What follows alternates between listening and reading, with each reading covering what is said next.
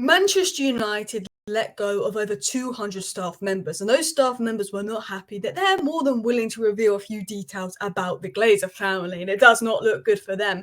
And the Glazer family are trying to buy a new club. We will talk about that. We will talk about that news. We will talk about some changes that Dan Ashworth is looking to make at Manchester United, some work that's going on, Ten Hag and transfers, the situation on Neto, Sesko, Musiala, the deals that Man United were involved in that have now been revealed.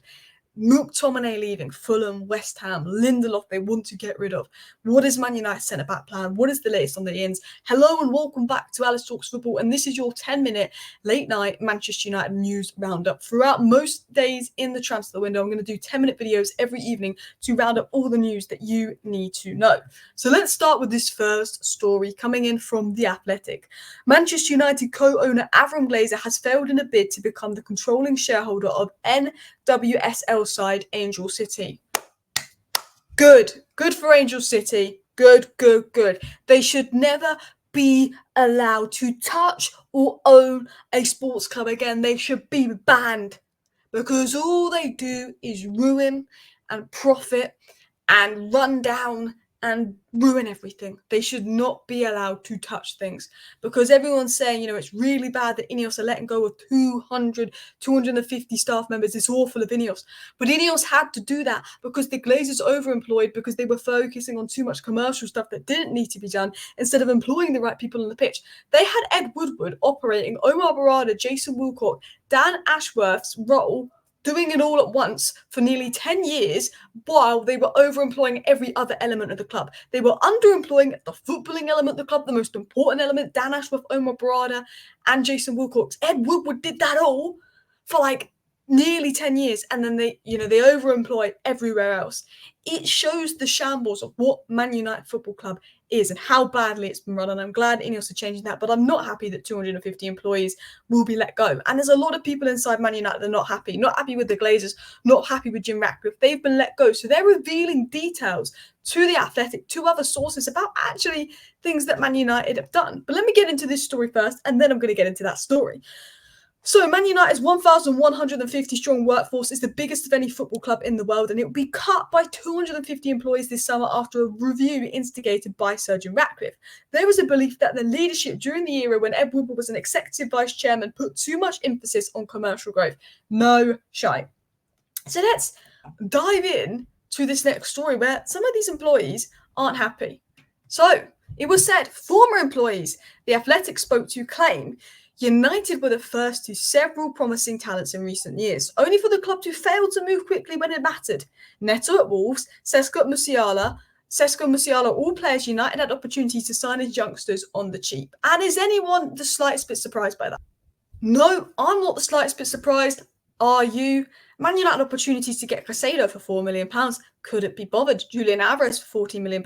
Couldn't be bothered. Enzo Fernandez for £11 million. And they had some of the most expert minds in Ralph Rangnick suggesting this, who all ended up going for $100 million. Well, Julian Alvarez didn't.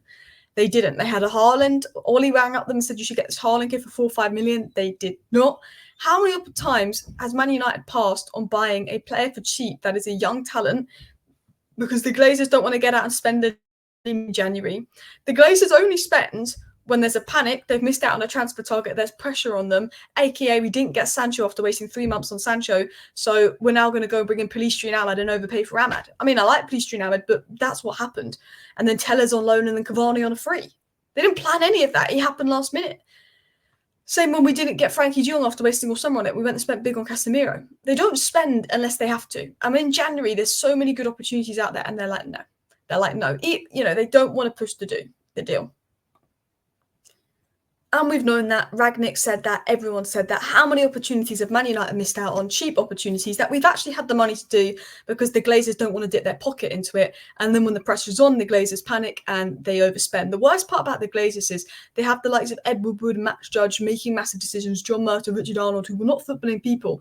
And when there was opportunities there for Man United to go and get Elise for 35 million and the scouts said Anthony's not worth more than 30 million, maybe pursue Elise, they ignored the scouts. They ignored the footballing people within the club and they They went for Anthony and overpaid on Anthony. Those inside Man United have no respect for the footballing people. It's all commercial. It's all accountancy based. So the scouts in Man United are really good. The footballing people inside Man United are really good. They pick out this, they pick out that. They say Anthony's not worth this, Anthony's not worth that.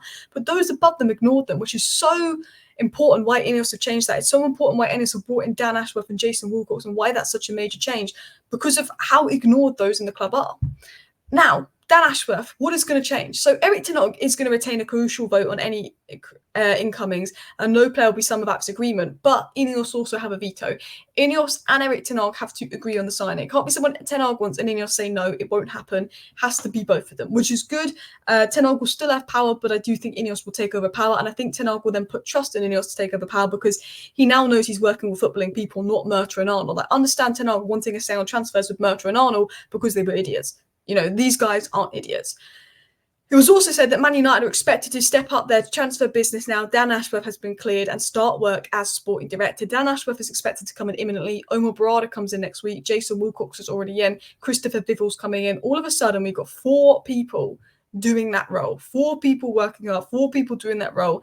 And I'm excited for the future of Man United. While the Glazers are still here and we didn't get the full sale that we wanted, and that is very disappointing, as like a United fan, knowing that we've got footballing people in the club whose priority, and Dan Ashworth said this in an interview, when he worked at Brighton, he worked on the women's team, the academy team, the medical departments, the first team, recruitment, scouting, and he was bringing people into all of those, and he was improving all of those factors with a results-driven, basis. He was improving every element of Brighton and all the clubs he's worked at with the focus of what's going to drive the best results. And that will drive the best income. All the people Man United have brought in now will be very results driven. And at the end of the day, the better results, the better you play, the more income will eventually come in. So let's talk about income coming in, because we're only limited to a couple of deals. Maybe Xerxes, Ugarte, De Ligt we can get on our price range.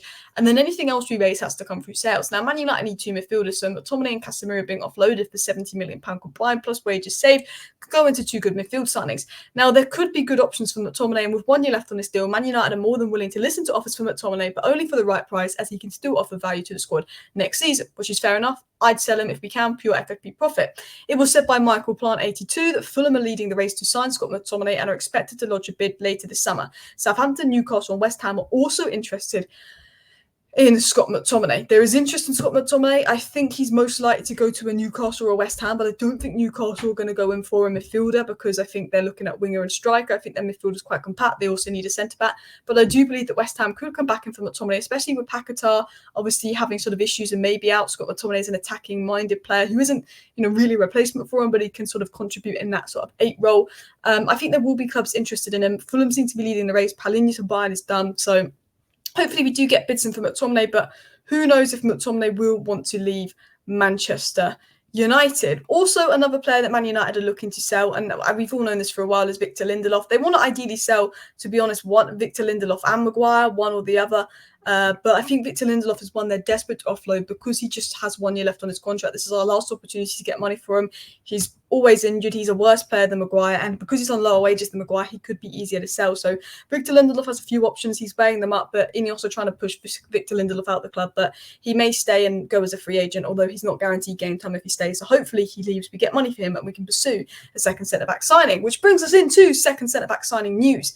Man United could sign 2 centre-backs, one to replace Varane and then another dependent on further departures. Lindelof is still of interest to Fenerbahce. Talks continue with Bayern Munich over Matthijs de Ligt. Interest in Branthwaite remains. Man United ideally want to get Lindelof and Maguire out, invest that in Branthwaite and have Branthwaite, Martinez and de Ligt as their 3 main centre-back options they rotate with, and then Camboire and Evans can be back up. I think that's what Man United want, but they'd be willing to keep Maguire if they have to, or if they sell Maguire, willing to keep Lindelof if they have to for depth because de Ligt's injury prone. Martinez is injury prone. I think we're going to need the depth we can get. So let's continue into the next story. Romano said personal terms are not an issue with de Ligt, as his agent is only in negotiations with United. The player's priority is United. It's down to the clubs involved to work out a deal. I expect de Ligt to Man United to be done very, very soon, if I'm going to be honest with you guys. So that is all your Manchester United news rounded up in just under 10 minutes for you guys. To be honest, we covered a lot more news in my live show earlier today on Man United maybe bringing back Reguilon. We also covered some other stories about Ugarte and the price it would be and Xerxes potentially wanting Man United. But this is a few news stories and just a summary of all what I see as the relevant Man United news in 10 minutes for you guys. I do apologise about this lag at the end. Please do hit that like button. Subscribe down below if you're new. Thank you for watching. Bye.